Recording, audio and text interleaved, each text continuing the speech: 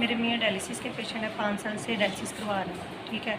और ये कोई काम कुम कोई कारोबार कुछ नहीं करते, ठीक है। आप हमारे साथ ताउन करें, मेरे छोटे छोटे बच्चे हैं, ठीक है। मैं सुबह 6 बजे लेकर आ जाती हूँ इनको डायलिसिस करवाने लिए। इधर हम कभी सामान ख़त्म है, कभी क्या कभी क्या।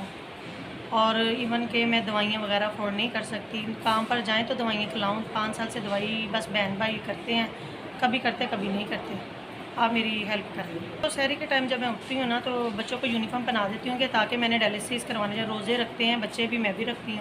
और मियाँ साहब को डायलिसिस करवाने के लिए लेकर आती हूँ। और पीछे वो बच्चे मासूम 8 बजे के करीब स्कूल जाना होता है, और इनको 6 बजे मैं इधर ले आती हूँ ताकि वो पीछे से स्कूल चले जाते हैं। और जब 12 बजते हैं 1 बजते हैं, वो मेरे आने से पहले घर आ जाते हैं।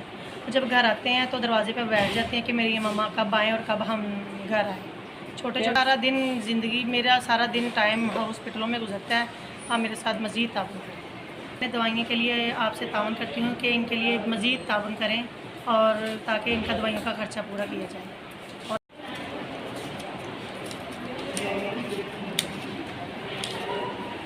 मुझे 8,000 रुपये की मदद मिली है।